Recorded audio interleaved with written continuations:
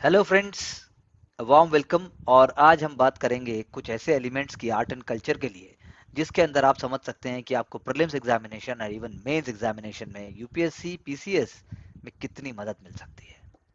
Art and culture is very integral part of society, लेकिन हम उसको अक्सर दरकिनार कर देते हैं। तो कोशिश है to bring such elements so that you can get exact and predictable ideas for prelims, and also you can start having interest in art and culture. Art and culture में पीटी में कम से कम 5 क्वेश्चन आते हैं। वो 5 question में एक और break है, उनसे पूछे जो बार बार प्रीलिम्स देते हैं। और मेंस एग्जामिनेशन में भी आर्ट एंड कल्चर का इनडायरेक्ट डायरेक्ट क्वेश्चन आते ही आते हैं। And obviously as I just said, from the state that you belong, आपकी हॉबी भी हो सकती है। मेरे बहुत सारे स्टूडेंट्स हैं जिनका हमने इंटरव्यू प्रिपरेशन के दौरान आर्ट एंड कल्चर का काम किया और इवन मेंस और पीटी के लिए भी किया।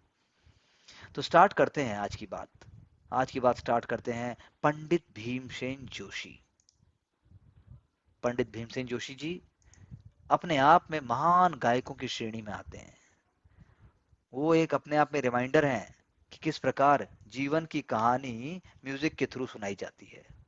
जीवन कितना इंपॉर्टेंट है, लेकिन जीवन का राग कैसे ताना बाना उसका जो है म्यूजिक से जुड़ा हुआ है, ये हमें पंडित भीमसेन जोशी जी से सीखने को मिलता है। पंडित भीमसेन जोशी जी, ध्यान रखिएगा, पहले हिंदुस्तानी वोकलिस्ट हैं दैट गॉट भारत रत्न इन 2008। वो ख्याल गायकी के प्रमुख स्वर हैं, ख्याल गायकी। और उन्होंने जो है घराना म्यूजिक को आगे बढ़ाया, यानी हिंदुस्तानी क्लासिकल म्यूजिक को। उनकी स्टोरी बहुत बार बताई जा चुकी है। वो लेजेंड है। जैसे उसकी जैसे उनकी जो बातचीत है, कस्तूरी पाईगुड़े राणे की बायोग्राफी थी उनकी, वो बहुत इंपॉर्टेंट है। क्योंकि वो परफॉर्मर थे, गुरु थे, फेस्टिवल ऑर्गेनाइजर थे, विजनरी थे, वोकलिस्ट थे, स्कॉलर भी थे। तो एक तरीके से हम कह सकते हैं वो म्यूजिकल जीनियस थे। 1920 के बाद उनकी कहानी स्टार्ट होती है। और गढ़ग, धारवाड़ में, अभी भी धारवाड़ के घरों में उनका म्यूजिक बजता है। यंग जनरेशन भी उनकी म्यूजिक को सुनती है। उनके फादर गुरुराज जोशी जी टीचर थे और संस्कृत के स्कॉलर थे।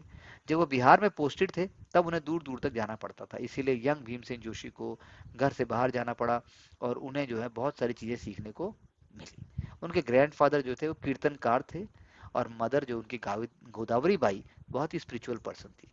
तो आप कह सकते हैं मैसूर के वोडेयार रॉयल कोर्ट में, वहाँ से जब हम ट्रेस करते हैं कर्नाटिक और हिंदुस्तानी म्यूजिक का मेल्टिंग पॉट, क्योंकि विजयनगर एम्पायर के बाद वोडेयार्स ने कर्नाटिक म्यूजिक और हिंदुस्तानी म्यूजिक को प्रमोट करने के लिए बहुत सारा काम किया।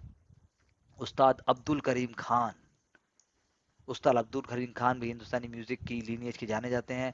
और धारवाड़ जो है धीरे धीरे म्यूजिक के लिए बहुत इंपॉर्टेंट और बहुत ही अच्छा लैंड माइन, बहुत ही अच्छा एक तरीके से फर्टाइल लैंड, बहुत अच्छा डिस्टिंग्विश्ड पार्क की तरह बन गया। तो उस्ताद अब्दुल करीम खान, उनके डिसाइपल थे पंडित सवाई गंधर्व और उनके डिसाइपल थे पंडित भीमसेन जोशी। ये मैं आपको बताना चाह रहा था। पीटी के लिए ये बहुत ही इंपॉर्टेंट पॉइंट्स हैं। आप ये भी जान लीजिए कि उन्हें रिग्रेस ट्रेनिंग मिली राग तोड़ी, मुल्तानी और पुरिया। एग्जाम्पल मैं बता रहा हूँ, गुरु शिष्य परंपरा को उन्होंने बढ़ाया और तीनों रागों को उन्होंने वॉइस कल्चर मेथड से घराने के रूप में ऊपर पहुंचा दिया। भीमसेन जोशी की आवाज में वो दम था, वो फ्लेक्सिबिलिटी थी, वो क्लैरिटी थी, जिन्होंने उसे जिन्होंने कह सकते हैं कि भीमसेन जोशी सर को, उनको जो है बहुत ही अलग स्थान दिया। आप कह सकते हैं भीमसेन जोशी जो महान व्यक्तित्व थे, उन उन पर जो है केसरबाई केरकर, उस्ताद आमिर खान और बाल गंधर्व, इनका भी बहुत प्रभाव पड़ा। और बाद में उन्होंने जो है लॉन्च किया, उनके डिसाइपल जो थे मतलब उन्होंने लॉन्च किया सवाई गंधर्व म्यूजिक फेस्टिवल पुणे में, आज भी होता है। उनकी एबिलिटी थी अलग अलग एलिमेंट्स को साथ में जोड़ना, डाइवर्स परफॉर्म करना। और उन्होंने जो है बड़े बड़े संगीत सम्मेलनों में भी भाग लिया और हिंदुस्तानी क्लासिकल म्यूजिक में अटूट योगदान दिया। पंडित भीमसेन जोशी जी एक ट्रू आर्टिस्ट थे। उनका म्यूजिक आज भी है, था और रहेगा। अब हम आगे बात करते हैं एम एस सुब्बू लक्ष्मी। आपको याद होगा, one of the previous interactions मैंने आपको बताया भी था, प्लीज याद कीजिए एम एस सुब्बू लक्ष्मी। आखिर उनकी क्या खास बात थी, याद कीजिए और मुझे बताइएगा। दूसरा, मालविका सरुकाई। मालविका सरुकाई भी बहुत ही फेमस डांसर हैं। अविनाश पसरीचा, अविनाश पसरीचा जी इंडिया के बहुत ही रेनाउंड फोटोग्राफर हैं। और उनकी फोटोग्राफी की बात यहाँ मैं कर रहा हूँ कि उन्होंने फेस्टिवल के तौर पर फोटोग्राफी के जो उन्होंने फोटोग्राफ्स लगाए, उसमें हम दो फोटोग्राफ हमारे सामने है। एक है मैडम एम एस लक्ष्मी का, और दूसरा जो है मालविका सरुकाई। मालविका सरुकाई जो है खजुराहो टेम्पल उनके बैकग्राउंड में है।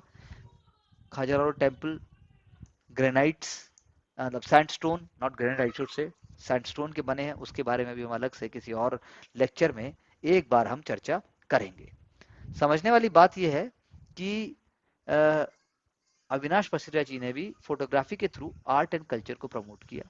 फोटोग्राफी के थ्रू उन्होंने जो है बहुत सारे रिनाउंड डांसर्स को, भक्ति संगीत को, बाकी चीज़ों को लेके आए। कभी अगर आपसे इंटरव्यू में क्वेश्चन पूछा जाता है अगर आपकी फोटोग्राफी हॉबी क्यों है, तो आप इन चीज़ों पर थोड़ा सा गौर कर सकते हैं।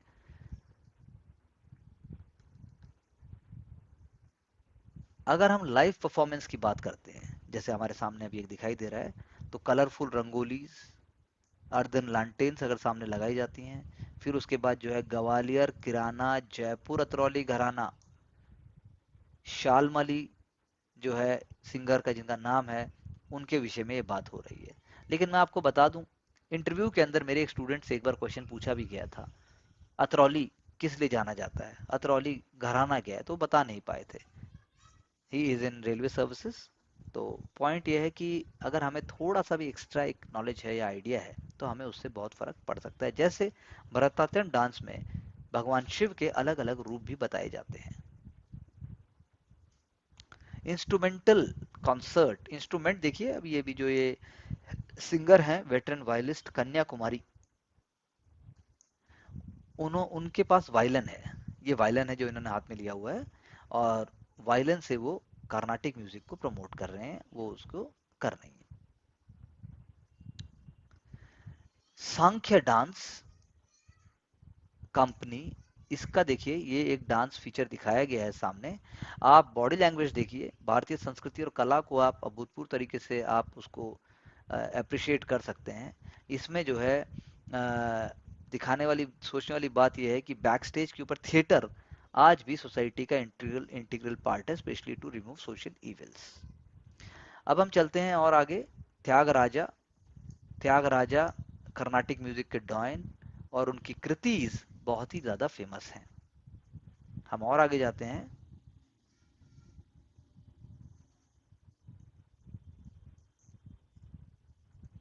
ये भी एक रागा सीरीज की बात कर रहे हैं, और साइड में हमारी बात हो रही है कि इंडिपेंडेंट आर्टिस्ट्स वो धीरे धीरे बढ़ रहे हैं, धीरे धीरे उनका रोल बहुत बढ़ रहा है, और वो बताते हैं कि म्यूजिक मेकर्स, जितने भी म्यूजिक मेकर्स हैं, वो इंडिपेंडेंट म्यूजिक ट्रेंड्स को फॉलो करते हैं।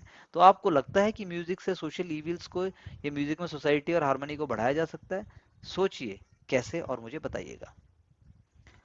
Earliest, one of the earliest Tamil place for children जो था वो टी के शनमुगम्स का अपवन असाई है, जिसमें कमल हसन, सामने आपके फोटोग्राफ है यंग कमल हसन का, वो जो है फोटोग्राफ दिया हुआ है, और सामने डॉक्टर एस राधा कृष्णन 1962 में जो है उनको टी के शनमुगन को अवार्ड दे रहे हैं। तो कहने का मतलब ये है सिर्फ कि चिल्ड्रन प्ले, चाहे तमिल थिएटर हो, चाहे वो केरला थिएटर हो, हर जगह बहुत इंपॉर्टेंट रोल रहा है।